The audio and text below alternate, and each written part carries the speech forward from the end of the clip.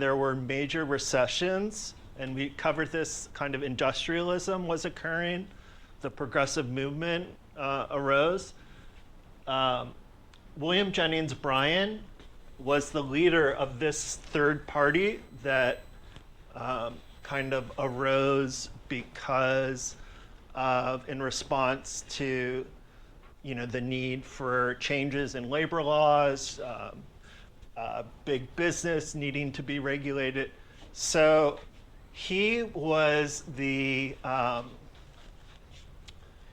nominee for president twice, and during the debate in the Senate, he was like passionate. So if he's against the Treaty of Paris, is he pro-imperialist or anti-imperialist? Remember, you did that on the quotations for the handout. What's that? No. Say it again? No, nothing. So there's a debate going on, right? One side, generally speaking, they were Republicans during this period. They wanted U.S. imperialism. They wanted us to acquire each of these pieces of land, each of these countries. But there was a massive opposition, the anti-imperialists. So for Bryan, if he's against the Treaty of Paris, which was the name of the treaty where Spain ceded, kind of admitted that they lost the war, would he be for or against the treaty? Against, because the senators who voted for it, they wanted the U.S. to acquire Cuba. We forgot the third. There's a third country that we acquired from Spain, the Philippines. And that was huge because the United States, who knows how long if you had to guess, did the United States rule the Philippines? So we know we acquired them during the Treaty of Paris, 1900s.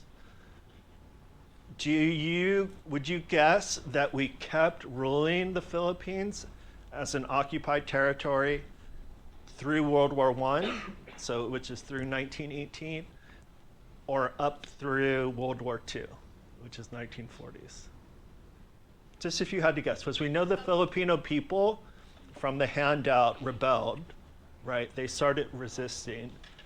So how long do you think it took until Philippines got independence from the U.S.?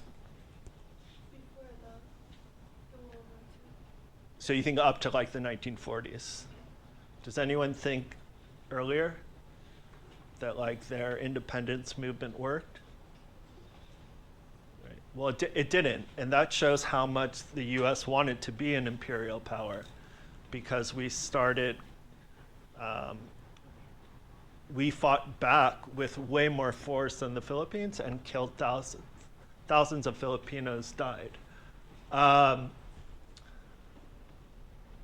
Okay, so that's, we got Puerto Rico. Let's do one more from the Americas. Mexico. What were two things that stood out to you from the TCI reading?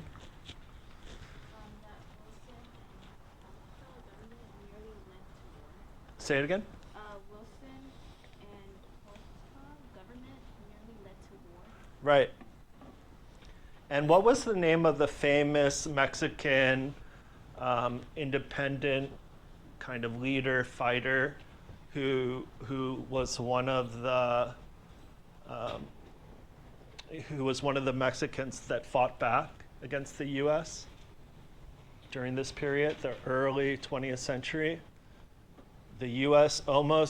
started to invade. I mean, the U.S. invaded Mexico. Mexicans resisted. Who were the leaders of the Mexican independence movement? One of them led troops into the United States. What's that? No, it's not Carranza. Well, I'm not sure if Ms. Toscano, do you know, did he also cross the border? Carranza? I hadn't heard that. I don't think so. I'm looking for the other famous Mexican leader. Revolutionary He was more like the executive Yeah. back in the federal government. I'm talking about the soldier, the revolutionary Like a bad soldier, larger than life character. Anyone? Super famous. From the north, norteño. There have been movies made about him. He's larger than life. Name someone, anyone. There's Zapata, and then there's who else? Francisco qué? It's Oh, it's no, listed in the no. book, I think. He has a big mustache. Es del norte de México. Come on, Mexicans. Or even, no, not Zapata. I already said Zapata. Pancho qué? Yeah. Pancho Villa. Very good. Oh my God. All right. You've heard of him, right? Pancho Villa? You've heard of Zapata and you've heard of Villa. All right, so let's just wrap up Catalyst. So you should have two things from your country, two pieces of information for the do now.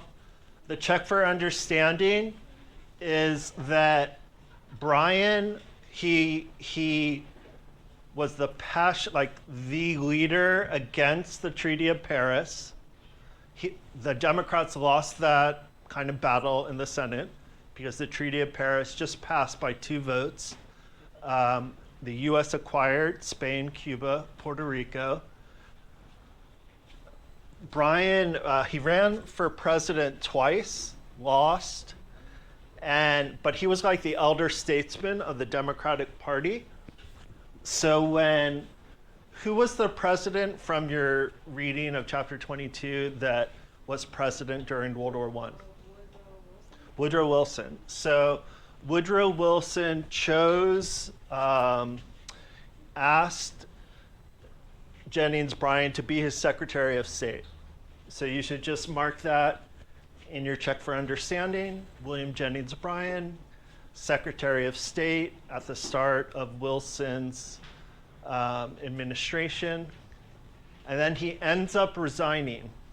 So this is the connection to World War I. He's the connective tissue between US imperialism and what we're studying kind of now next, how the US went from neutrality to war. Jennings Bryan was the only Secretary of State to resign in protest. And he resigned after, I'm gonna cover it. What was the name of the ship that sank from German U-boats? Lusitania, right. So the Lusitania sinking created this massive pressure in the United States to declare war against Germany. And Bryan, as the Secretary of State, he did not want to contribute to that. He wanted the U.S. to stay neutral and not risk soldiers' lives in what he saw as Europe's war. He called it the war between monarchs. And when he saw that his president was beginning to get serious about going to war, he resigned. So he resigned, but the U.S. didn't go to war for a few years later. And once the U.S. did go to war, Jennings Bryan became supportive because he saw himself as this patriotic American. So his kind of life journey, especially during this period, kind of shows us the different phases of how the United States was focused on growing as an empire. He opposed that. How the United States started getting involved in Europe since the Democratic Party, which Woodrow Wilson was, at first wanted to stay neutral.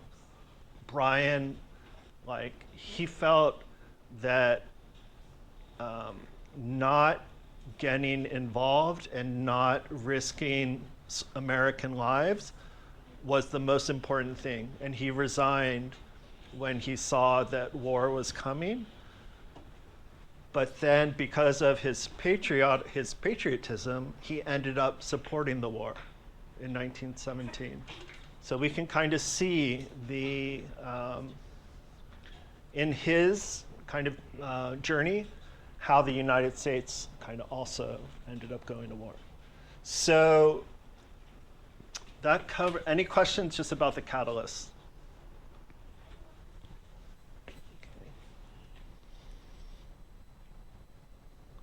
So go ahead now. What we're doing now is we're completing the worksheet that you all have. It should take around like 15 minutes. I'm gonna bring it up and go over the instructions. So we're in the close reading, contextualization, and corroboration section of the worksheet.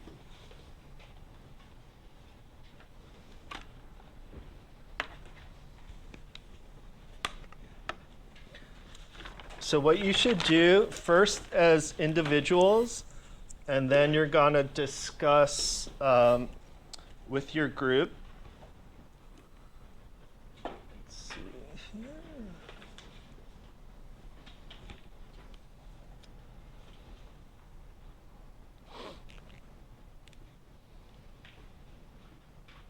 Okay.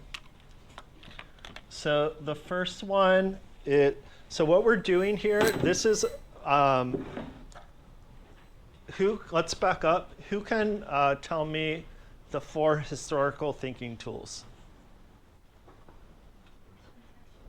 Contextualization, close reading, sourcing, contextualization, sourcing, and corroboration. All right, so I listed what skill you'll kind of use for each question. Let's just go through them. So all of this worksheet pertains to the guiding question. So let's use Hawaii as an example. So why did the US intervene in Hawaii? You should already have like 2 pieces of information from the do now. So when it says close reading, it's referring to chapter 21, the reading about what it said about Hawaii. So what were the causes of US intervention in Hawaii as described in TCI? All right, so we got that first question. The next question, and question 2 and 3 are, kind of require more thinking. How did the quotations as a whole deepen your understanding of the president's foreign policy as described in TCI? So on Monday, you were looking at these and annotating, and you should have the initials of the presidents next to each quotation. Okay, so for question 2, it's asking you to use close reading from the chapter, sourcing from the primary sources,